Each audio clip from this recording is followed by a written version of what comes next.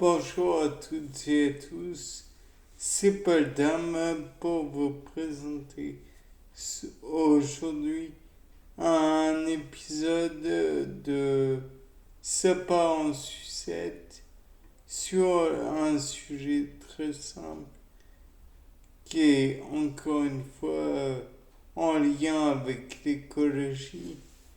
Les végétaux qui pourraient rendre l'eau potable.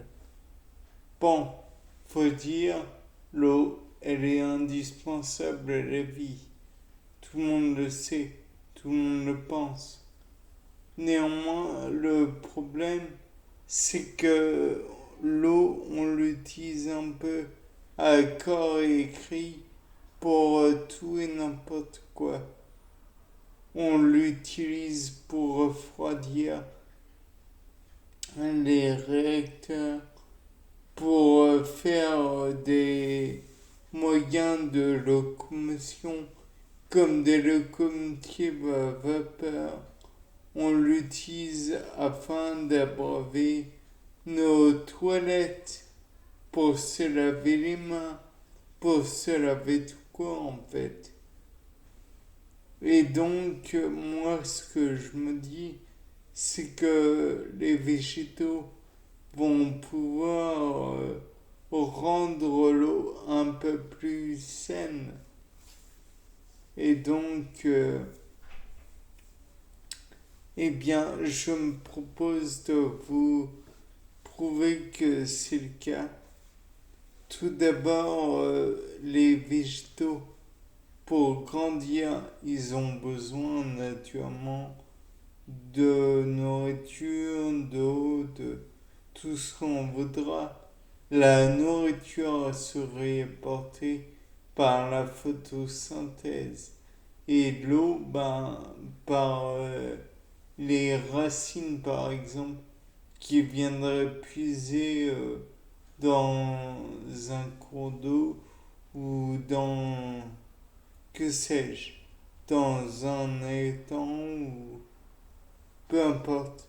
Toujours est-il que dedans, dans ces étendues d'eau ou dans cette eau qui stagne ou non, il va y avoir des insectes ou des larves ou que sais-je encore qui vont profiter uniquement de la présence de d'éventuels nutriments charriés par l'eau. Néanmoins, le fait est que ça ne va pas être les seuls. Et donc, même si la plante, l'arbre va puiser dans cette eau, il est possible qu'il y ait des nutriments qui ne seront pas accaparés par l'arbre ou la plante ou le végétal, peu importe. Et donc, là, on se dit, ouais, mais c'est contraire à ce que tu disais, Paul. Il ne va pas du tout rendre l'eau potable. Et j'ai envie de dire, en effet, ça ne va pas rendre l'eau plus potable. Néanmoins, le fait est que le végétal va puiser toutes les substances organiques qu'il peut, toutes les substances nutritives qu'il peut, et puis le reste, il va laisser se décomposer, et peut-être qu'il pourrait en faire son petit 4 heures si on veut. Bien sûr, ce n'est pas valable pour tous. Les métaux lourds, par exemple, ils vont aller au fond de l'eau en question. Donc, il restera, par exemple, si on prend métaux lourds, du mercure, du plomb ou que sais-je encore, qui rendrait l'eau tout bonnement impossible à consommer, puisque petit secret que vous ne connaissez sûrement pas, eh ben, si vous buvez du mercure, vous mourrez. Enfin bon, non, en fait, tout le monde le sait. Mais l'arbre, lui, pourrait éventuellement prendre ce mercure, le stocker dans une de ses vacuoles. Vous savez, les petites, enfin les grandes réserves qui font que la cellule finit par prendre beaucoup de place.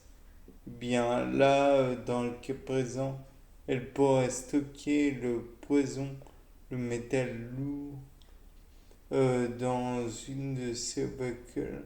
Et comme il y en aurait plusieurs, alors il y aurait plusieurs vacuoles qui seraient mises à contribution, mais tout en épurant l'eau. Mais bien sûr, et ça enlèverait aussi des oligo-éléments essentiels. Mais en toute franchise, je pense qu'il est préférable d'avoir moins de métaux lourds et moins d'oligo-éléments utiles pour tout le monde que d'avoir et l'un et l'autre présents dans l'eau qui va arriver dans nos verres et à terme dans qui est censé nous hydrater. Bon, le truc c'est que nous, certes, il va rester de l'eau, toujours, toujours. Et au fil comment dire, de son trajet, l'eau va simplement être épurée. Et au fil du temps, il y aura beaucoup plus d'oligo-éléments qui auraient été prélevés par l'arbre. Et voilà tout.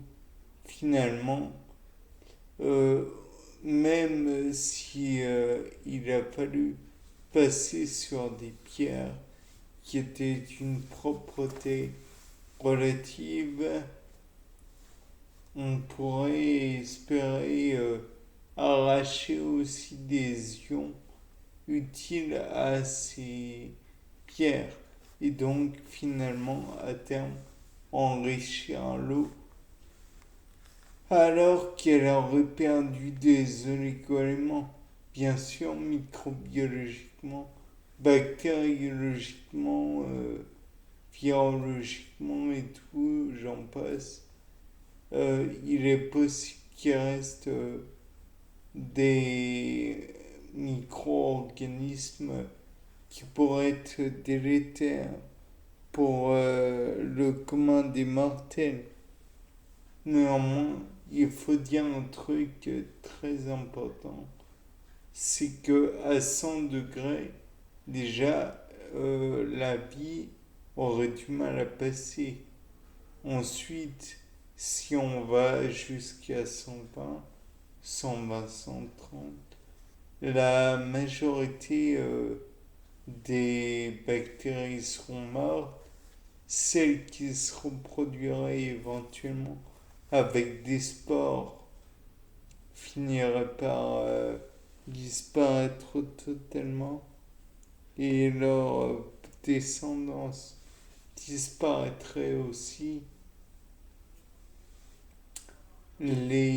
Comment dire, les virus, eux, fragiles comme ils sont, auraient été détruits rapidement par la chaleur ou alors leur ADN aurait subi des mutations qui les condamnerait à terme. En somme, au fil du temps et avec de la chaleur par la suite, on aura stérilisé l'eau. Éventuellement, si on veut être encore plus certain de la propreté et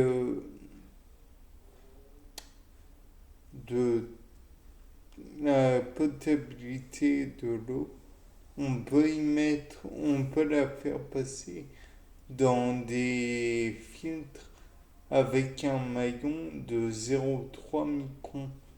Je crois que ça suffirait à retenir bon nombre d'éléments.